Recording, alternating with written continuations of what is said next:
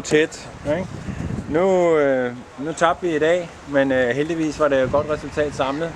Hvad har I af kommentarer til kampen i dag? Nu var der starter. Jamen, fra starten af vidste vi godt, at det blev en svær kamp. Altså, de havde virkelig noget, de skulle revancere fra i går af, ikke? Og altså, selvom vi tror, vi er klar, så er vi ikke 100% klar, fordi vi har det store forspring. De spiller en fin kamp. Den bliver ødelagt i dag, at der ikke bliver dømt. Altså, der er alt for mange ting, der ikke bliver dømt, så det ender næsten i slagsmål, og det havde været trist. Men alt i alt er det jo godt nok, fordi vi fik en rigtig god træning frem til på onsdag til den første finale. Så må vi leve med, at vi fik et ikke nederlag.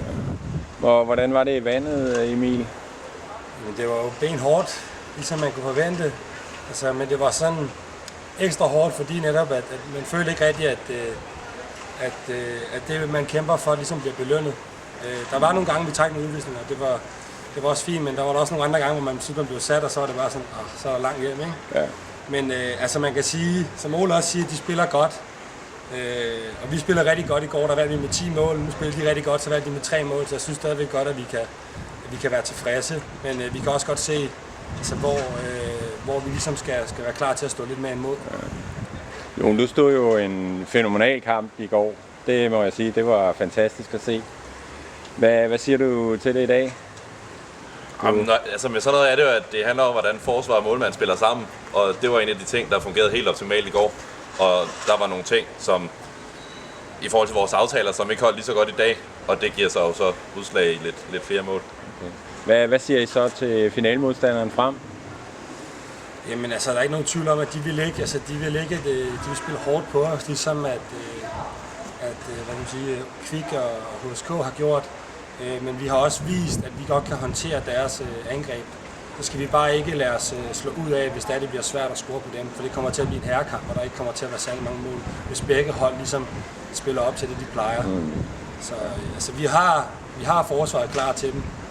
Så må vi se, om de er klar til os. Godt. Ole, har du...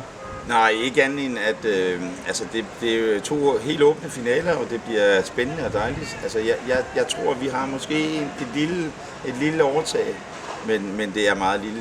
Men altså de der, var det 9 mål, der gik på jorden, det er jo heller ikke noget. Altså det er jo ikke der, vi taber kampen i dag. Det er i angreb, vi taber den, ikke? Og så taber den selvfølgelig på, at vi ikke får alle de udvisninger, vi skal have. Og så lidt mere skarphed, specielt på mand mere, ikke? Ja.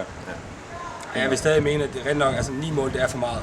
Vi plejer at tage færre mål. Det gør vi, altså der er sgu nogle ting, hvor der er aftaler, jeg synes selv, at det virker som om I ikke ligesom gik frem og mødte dem, ikke? At altså, de var lidt for passive. For meget bak. Ja, for meget bak. Altså, man kan tydeligt se, så fedt, og den her, i dag var de ikke bange for at gå ind og vise, at de ture. Og vi var simpelthen ikke hurtigt nok til at steppe op.